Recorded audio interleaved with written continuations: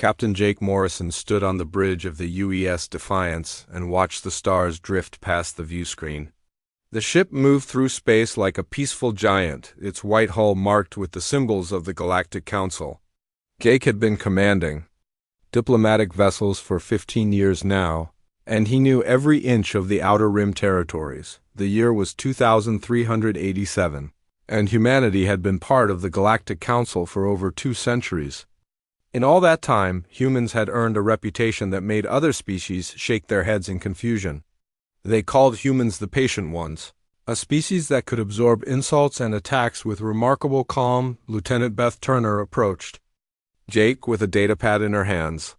Her face showed the same tired expression that had become common among the crew lately. The reports were always the same these days. Another attack, another violation of human space, another test of their famous Restraint. "Sir, we have 3 more incidents from the Zephyrian Empire," Beth said as she handed him the pad. "They hit the mining station at Kepler 186 yesterday. 14 dead, 37 wounded." Jake read through the report and felt the familiar weight in his chest. The Zephyrians had been testing human boundaries for months now. Their raids were always carefully planned to cause just enough damage to hurt, but not enough to justify a military response under Council law. "Any response from command?" Jake asked. "Admiral Lisa Carter is filing another diplomatic protest with the Council," Beth replied. "Same as always." Jake nodded and set the pad aside. Admiral Carter was a good officer who had spent her entire career trying to keep peace in the galaxy. She believed in the system, in the idea that reason could solve any conflict. Jake respected her for that belief, even when it felt like the galaxy was testing that faith every single day. The Defiance continued its patrol route through the neutral zone. These were the spaces between the great powers, where smaller conflicts flared up like brush fires. Human ships like the Defiance moved through these areas to show the Council flag and hopefully prevent wars before they started. "Commander." Steve Baker emerged from the intelligence section with his usual serious expression. Steve had been tracking Zephyrian movements for 3 years now, and he knew their patterns better than anyone in the fleet. His reports always painted the same picture, a species that saw human patience as weakness. "Captain, I need to brief you on the latest intelligence," Steve said. "The Zephyrians are getting bolder. Their attack patterns show they are testing our response times and our defensive capabilities." Jake gestured for Steve to continue.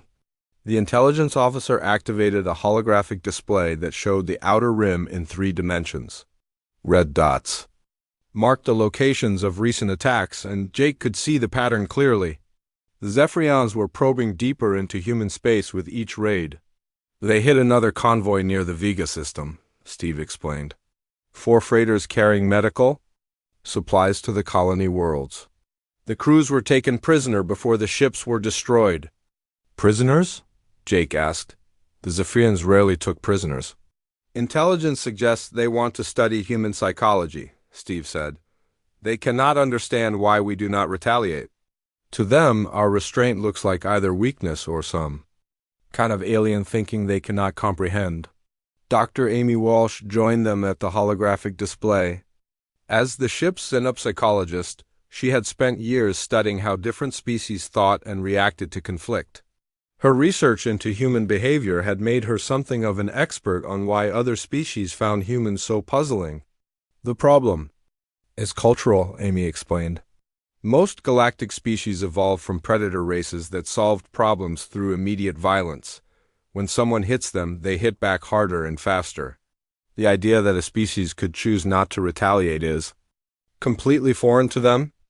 Jake understood the theory, but he also understood the reality. Every attack cost human lives, and every diplomatic protest felt like another small defeat. The crew of the Defiance had responded to dozens of distress calls in the past year. They had pulled survivors from burning ships and carried the wounded to medical facilities. They had seen the cost of human patience firsthand. "What does command want us to do?" Jake asked. "Continue patrols and provide humanitarian assistance as needed," Steve replied. Admiral Carter believes the Council will eventually take action if the attacks continue. And if they do not? Beth asked. The question hung in the air like smoke. Everyone on the bridge knew that the Galactic Council moved slowly. The great powers had their own interests and agendas, and human suffering in the Outer Rim was not their primary concern. The Council had been formed to prevent galaxy-wide wars, not to police every border dispute and raiding operation. The communication system chimed with an incoming message. Jake accepted the transmission and found himself looking at Admiral Carter's tired face on the main screen. Behind her, Jake could see the busy operations center of Fleet Command on Earth. "Captain Morrison, I have new orders for the Defiance." Admiral Carter said, "We are receiving reports of increased Zephyrian activity near the research stations in the Tau Ceti system. I need you to investigate and provide support if necessary." "Understood, Admiral," Jake replied. "Any change in our rules of engagement?" Admiral Carter paused for a moment before answering.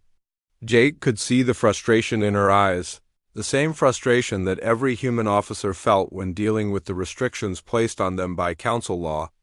"Negative, Captain. We maintain our current stance. Defend human lives when directly threatened, but do not initiate hostilities. The Council is watching our response to these incidents very carefully." After the transmission ended, Jake ordered the navigation officer to set course for Tau Ceti. The Defiance turned through space and began accelerating toward its new destination. The crew went about their duties with the quiet efficiency that marked all human vessels, but Jake could sense the underlying tension that had been building for months. 2 days later, the tension became tragedy. Long-range communications brought news that would change everything. The Zephyrians had attacked the Mendel research station in the Tau Ceti system. The station had been completely destroyed, and all 847 scientists and their families were confirmed dead. Among the dead was Maria Hayes, the wife of Colonel Ryan Hayes. Ryan was a decorated war hero who had spent 30 years advocating for peaceful solutions to galactic conflicts. He had believed in human restraint more than almost anyone in the military. Now his wife was gone, killed by an enemy that saw his patience as an invitation to commit murder. Jake read the casualty report 3 times before the numbers truly sank in. 847 people dead, including 312 children. The research station had been studying ways to improve agricultural yields on colony worlds. They had been trying to help feed hungry people across the galaxy. Their work had posed no threat to anyone. The bridge of the Defiance fell silent as the news spread through the ship. Jake looked out at the stars and wondered how much longer human patience could last. Somewhere in the darkness, the Zephyrians were planning their next attack. They believed they had found a species too weak to fight back. They had no idea how wrong they were. 6 months had passed since the Mendel research station massacre, and the attacks had grown worse. Captain Jake Morrison received daily reports that painted an increasingly dark picture across human space. The Zephyrians were no longer content with small raids and probing attacks. They had begun striking at civilian targets with deliberate cruelty. The latest intelligence from Commander Steve Baker showed a troubling development. The Corvan Syndicate had joined forces with the Zephyrians, viewing human restraint as weakness to be exploited. Together, the two powers were carving up human territory while the Galactic Council debated proper responses in endless committee meetings. Lieutenant Commander Beth Turner had been promoted after her exceptional service during the rescue operations. She now served as Jake's executive officer, and her reports from the field had become increasingly grim. The agricultural world of New Denver was under attack, and Corvan forces were not just raiding supply convoys. They were taking human colonists as slaves. "Captain, we are receiving multiple distress calls from New Denver," Beth reported as she entered the bridge. "Corvan ships have landed ground forces and are rounding up civilians. The local militia is requesting immediate assistance." Jake studied the tactical display that showed the New Denver system. 3 Corvan warships orbited the planet while smaller craft moved between the surface and their main vessels. The pattern was clear. This was not a raid, but a full-scale occupation. "How long until we reach the system?" Jake asked. 4 hours at maximum speed, the navigation officer replied. Jake made his decision quickly. The rules of engagement allowed him to defend human lives when directly threatened, and enslaving civilians certainly qualified as a direct threat. He ordered the Defiance to increase speed and sent word to Admiral Carter about their intentions. Dr. Amy Walsh joined the senior staff in the briefing room as they planned their response. Her expertise in alien psychology had become increasingly valuable as the crisis deepened. She had been studying Corvan behavior patterns and had disturbing insights to share. The Corvans see humans as particularly valuable slaves, Amy explained. Our psychological profiles show we are adaptable and intelligent, but apparently too peaceful to resist effectively. They believe they can break our will through intimidation and violence? Commander Baker spread intelligence photos across the table.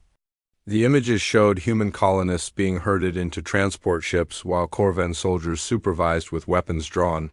Men and women were separated from their children, and the elderly were simply left behind to die. The Corvans are testing something here, Steve said. They want to see if humans will fight to protect their own people, or if we will file another diplomatic protest while they steal our citizens. When the Defiance arrived at New Denver, Jake could see the scope of the disaster immediately. Smoke rose from burning settlements across the main continent, and escape pods drifted in orbit from destroyed civilian ships. The Corvan vessels made no attempt to hide their activities or avoid detection. Beth led the rescue mission personally, taking 2 shuttles down to the surface while the Defiance engaged the orbiting Corvan ships. The fighting was brief but intense. Human weapons technology proved superior to Corvan systems, and within 30 minutes all 3 enemy vessels were either destroyed or crippled. On the planet's surface, Beth and her teams moved through the settlements like ghosts. They used non-lethal weapons to disable Corvan guards and freed over 3,000 human colonists from makeshift prison camps. The rescued civilians told horrific stories of beatings, torture, and worse atrocities committed by their captors. Beth's after-action report made for difficult reading. She documented everything she had witnessed in clinical detail, from the execution of elderly colonists to the systematic abuse of prisoners. The report circulated through human military networks within hours, and its contents sparked outrage.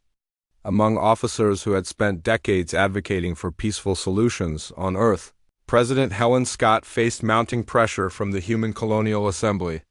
The elected representatives of human worlds across the galaxy were demanding action, and their patience with diplomatic solutions was wearing thin. Senator Carlos Martinez had become the leader of a growing faction that wanted immediate military retaliation.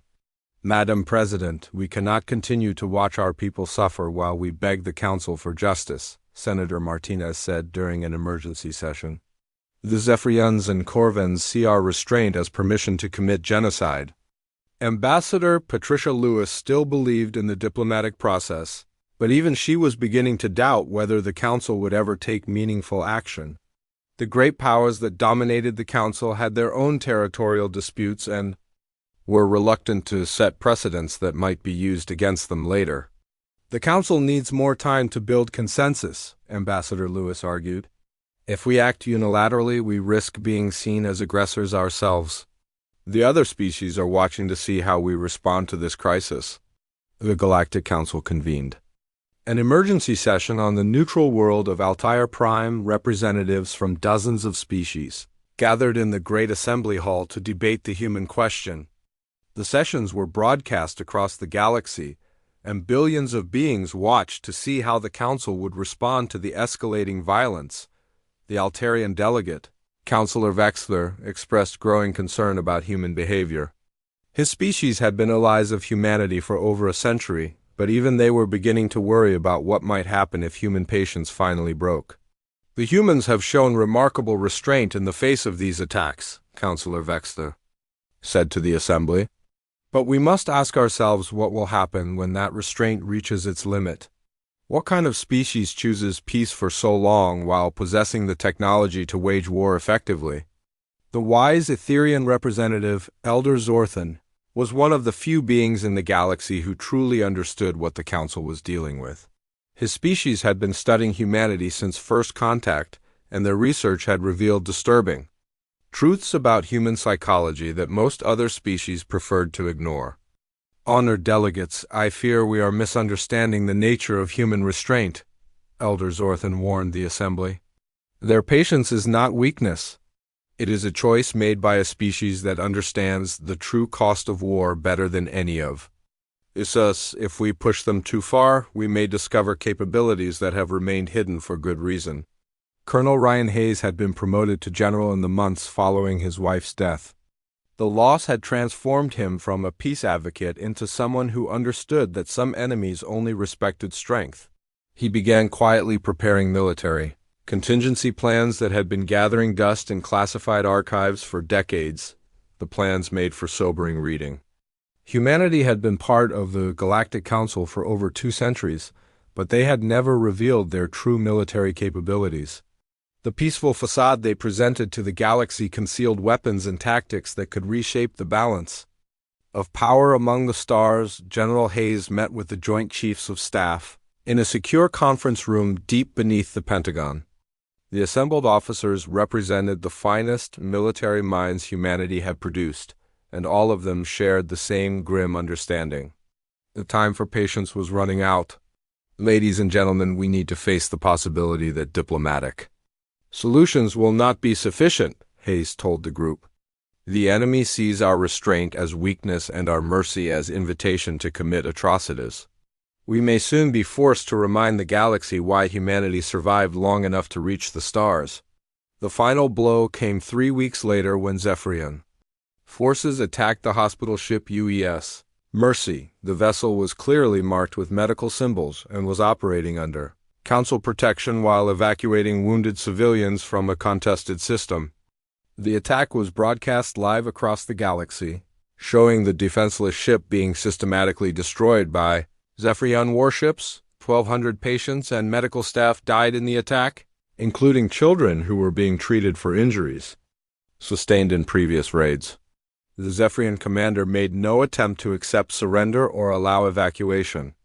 The hospital ship was obliterated with methodical precision while emergency transmissions pleaded for mercy. General Hayes received the news while meeting with President Scott in the Oval Office. He read the casualty report aloud while the president sat in stunned silence. When he finished, both leaders understood that something fundamental had changed in the relationship between humanity and the galaxy. How long can we maintain our restraint? President Scott asked. Madam President, I believe we have reached the limit, Hayes replied. The enemy has made it clear that they see our mercy as weakness and our patience as cowardice. If we do not act soon, they will interpret our continued restraint as permission to commit genocide. The attack on the UES Mercy sent shockwaves through human space that could be felt on every world and every ship. For the first time in over 2 centuries, humanity began to seriously consider abandoning the path of peace they had walked since joining the galactic community. The debris field where the UES Mercy had died stretched across thousands of kilometers of space. Captain Jake Morrison stood on the bridge of the Defiance and watched his crew work to recover what remained of the hospital ship.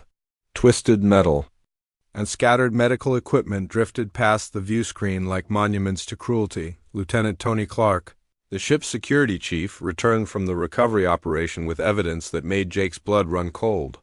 The attack had not been a random act of violence or even a military mistake.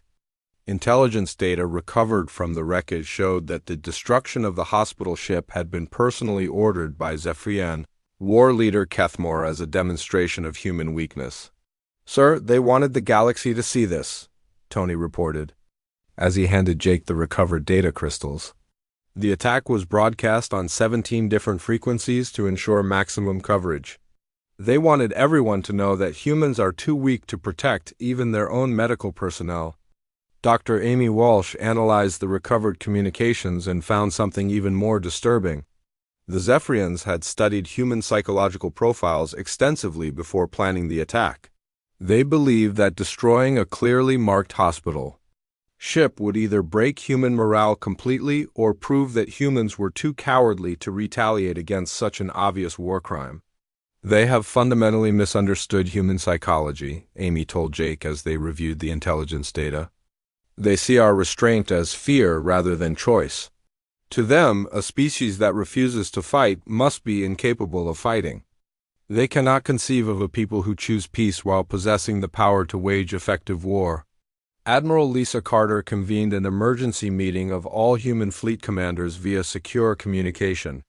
The holographic conference room filled with the images of dozens of senior officers, each commanding fleets scattered across human space.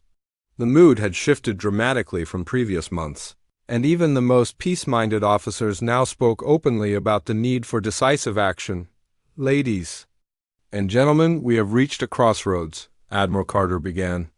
The attack on the Mercy was not just an act of war. It was a deliberate attempt to humiliate humanity before the entire galaxy. Our enemies believe they have found a species too weak to defend itself. Commander Steve Baker presented intelligence, showing that both the Zephyrians and Corvans were planning a massive joint assault on New Chicago, one of the most heavily populated human worlds. The attack would involve over 50 warships and was designed to capture or kill millions of civilians. Intelligence suggested the assault would begin within 2 weeks. "They are not trying to defeat us militarily," Steve explained to the assembled commanders. "They want to prove to the galaxy that humans are a weak species that can be enslaved or exterminated without consequence. New Chicago is chosen specifically because its destruction would demonstrate that we cannot protect our own core worlds." General Ryan Hayes addressed the Global Defense Council in a secure facility beneath the surface of Earth.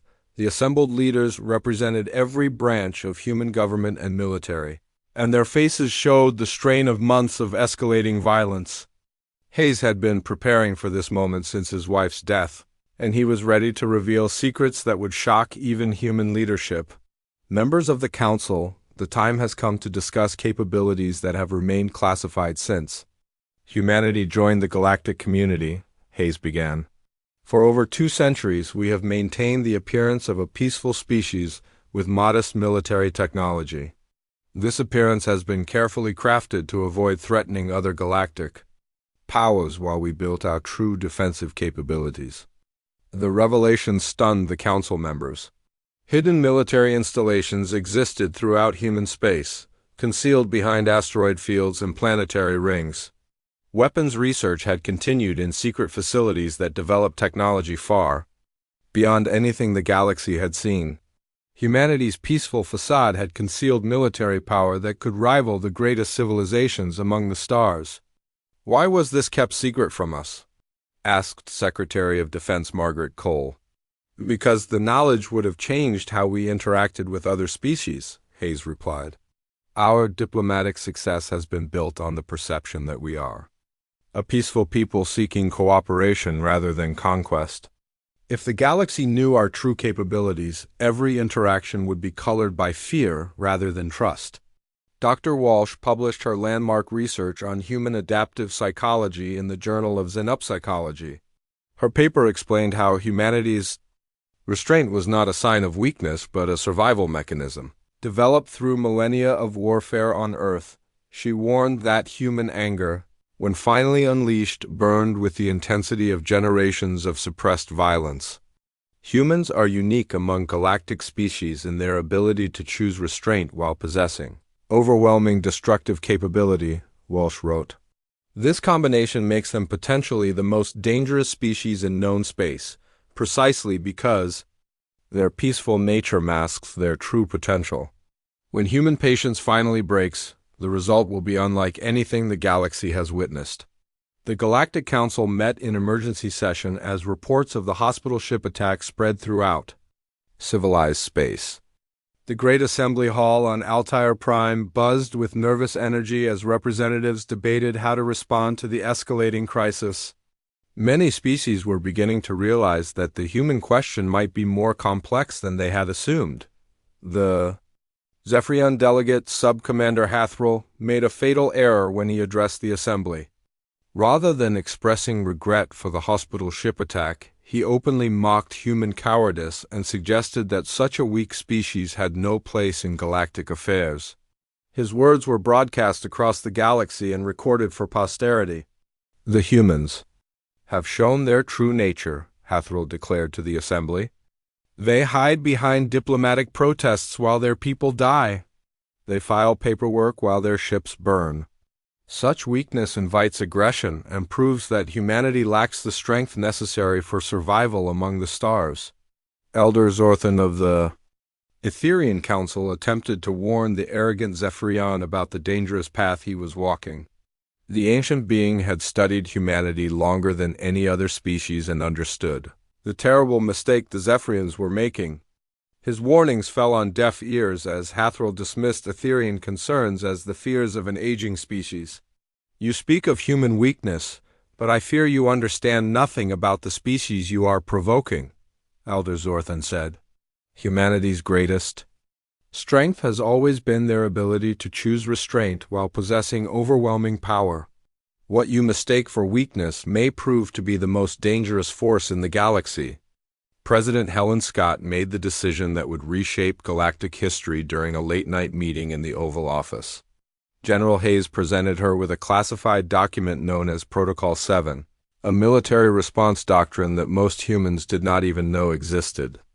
The protocol outlined humanity's response to existential threats and had been developed during the early days of galactic contact. "Madam President, we have exhausted all diplomatic options," Hayes explained. "Our enemies see our restraint as invitation to commit genocide. If we do not act decisively, the attack on New Chicago will be followed by systematic extermination campaigns across human space. The choice is simple: we reveal our true capabilities now, or we watch our civilization die while filing diplomatic protests." The weight of the decision pressed down on President Scott like a physical force. For 247 years, humanity had maintained peace through patience and diplomacy. They had absorbed insults and attacks while seeking peaceful solutions to every conflict. Now that patience had reached its limit, and the time had come to show the galaxy what lay beneath humanity's peaceful exterior. "General Hayes, I am authorizing you to implement Protocol 7, President Scott said. "After 2.5 centuries of restraint, humanity's patience officially ends today. Make sure the galaxy understands that our mercy was a choice, not a weakness." General Hayes saluted and left the Oval Office to begin implementing orders that would awaken military capabilities the galaxy never knew existed. Across human space, coded transmissions activated sleeper installations and recalled ships from deep space missions. The peaceful facade that humanity had maintained since joining the galactic community was about to fall away, revealing the true face of a species that had chosen to be guardians rather than conquerors. Within hours, every human military commander received the same message: Protocol 7 is now in effect. Rules of engagement are suspended. All units are authorized to use maximum force to protect human lives and territory. The galaxy will learn that human restraint was our gift to them, not our weakness. The moment that would reshape galactic civilization had arrived. Humanity's famous patience had finally reached its breaking point, and the galaxy was about to discover what lay beneath 2 centuries of carefully maintained peace. The species that had been mocked as weak and cowardly was preparing to remind the universe why they had survived long enough to reach the stars. General Ryan Hayes stood in the command center beneath the Pentagon and watched as humanity's true military might awakened across the galaxy. Coded signals traveled through space at faster-than-light speeds, reaching installations that had remained hidden for over 2 centuries. Within hours, the peaceful facade that humanity had maintained since joining the galactic community began to crumble. The first sleeper installation to activate was located in the asteroid belt of the Volf 359 system. What appeared to be a simple mining operation suddenly revealed itself as a massive military shipyard. Automated systems came online and began moving vessels that had been constructed in absolute secrecy. The UES Retribution, a Dreadnought-class battleship under the command of Captain Dan Foster, emerged from its hidden berth like a metal leviathan awakening from sleep. Captain Foster had been waiting for this moment for 15 years. His ship represented technology that surpassed anything the galaxy had seen, built using research and development programs that had operated in complete secrecy.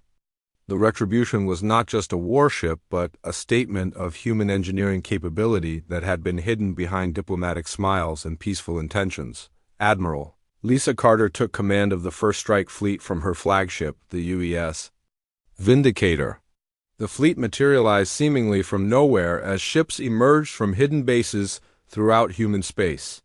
Stealth technology that had been theoretical when humanity joined the Council was now fully operational, allowing entire battle groups to move undetected until they chose to reveal themselves.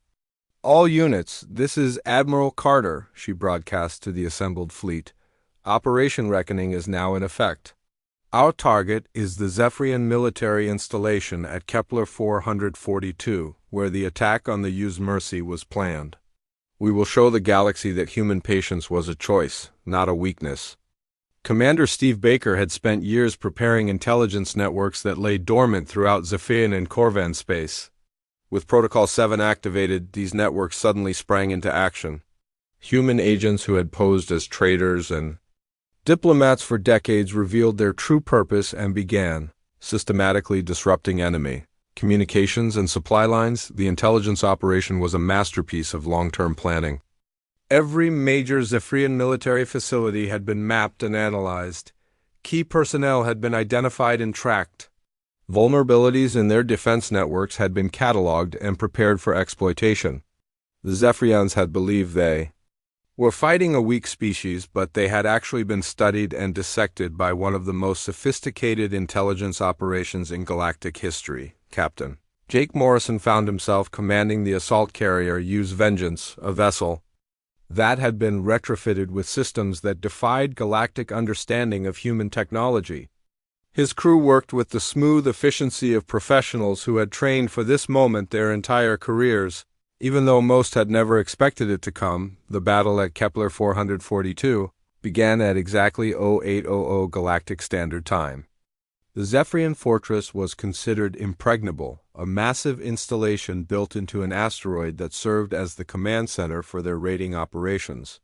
The facility housed over 50,000 Zephyrian military personnel and was protected by defensive systems that had never been successfully breached. The human attack lasted exactly 14 minutes. Admiral Carter's fleet emerged from stealth at point-blank range, their weapons already locked onto critical targets. The Zephyrians had no time to react as human firepower systematically dismantled their defenses.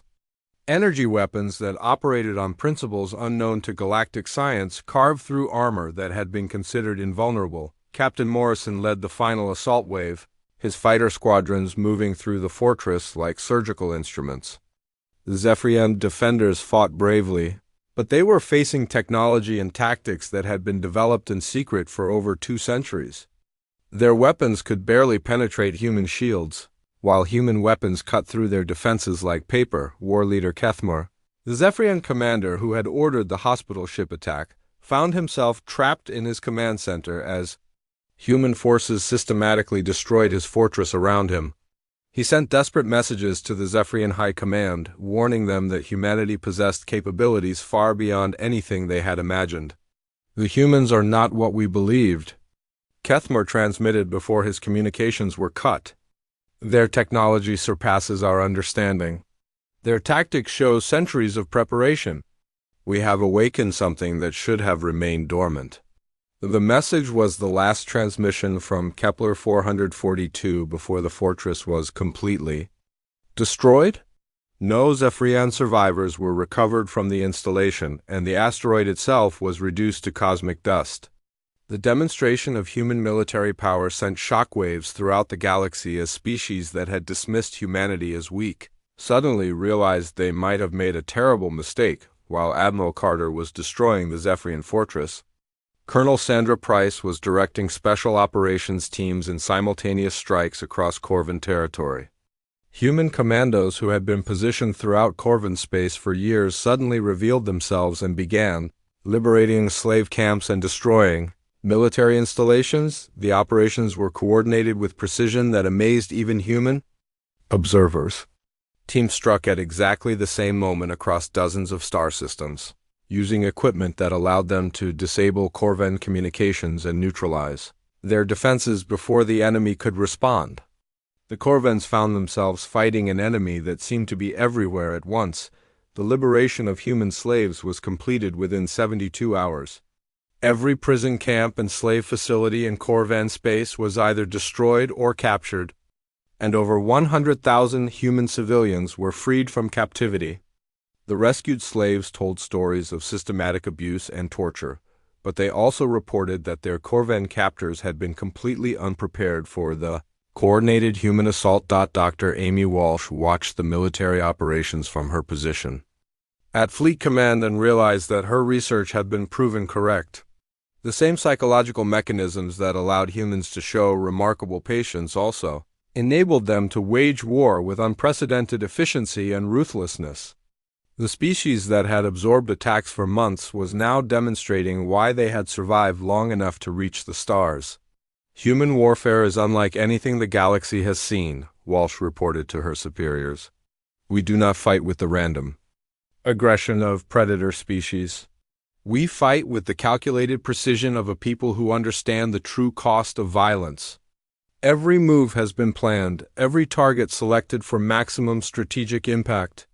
The Etherian Council requested an emergency meeting with human leadership as reports of the military actions spread throughout civilized space.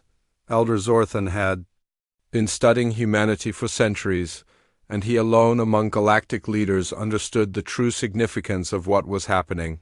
The humans have revealed themselves, Elder Zorthan told the Etherian Assembly.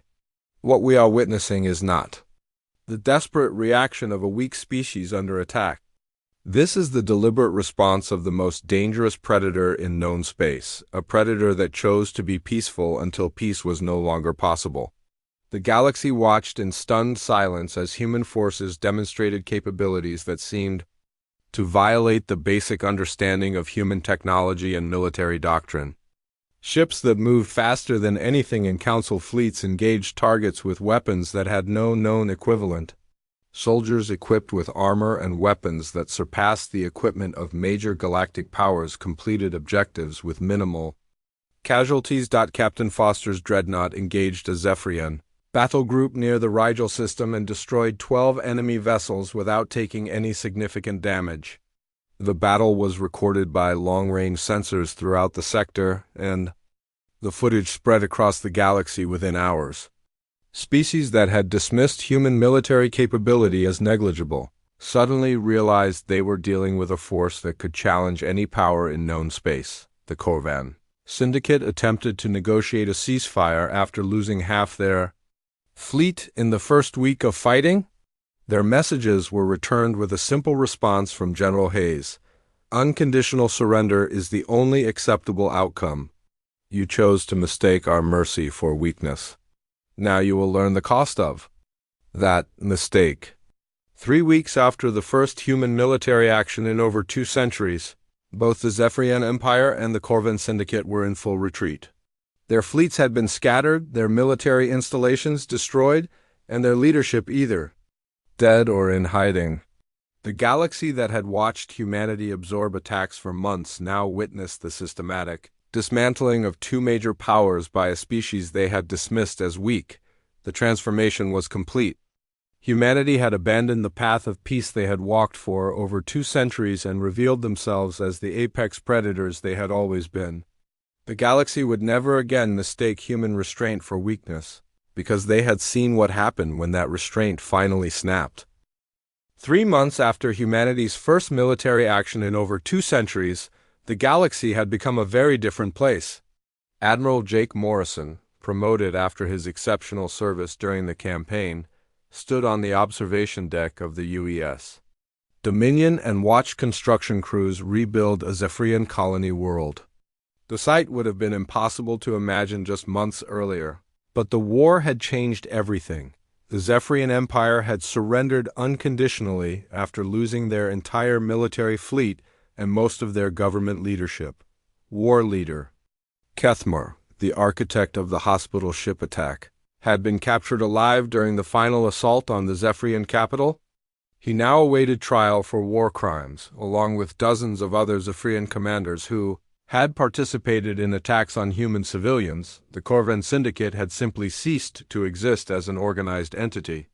Their military had been scattered, their leadership eliminated, and their territory divided among the liberated slave populations.